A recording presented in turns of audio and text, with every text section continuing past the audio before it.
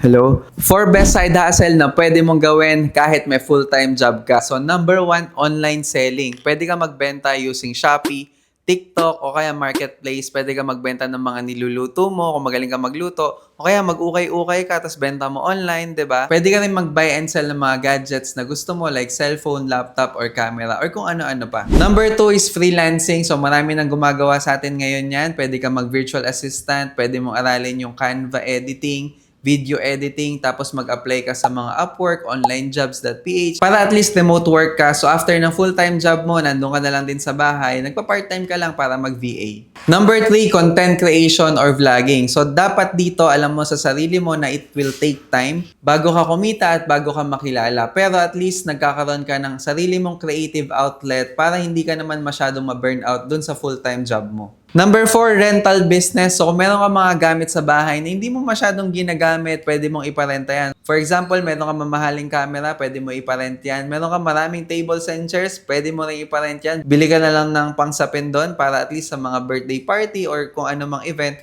pwede mo silang iparent. So, yan yung 4 ways na pwede mong pagkakitaan part-time bukod sa full-time job mo para at least meron kang dagdag ipon. So, comment down below kung meron ka pang mga alam na part-time na pwede nating pagkakitaan habang meron tayong full-time job.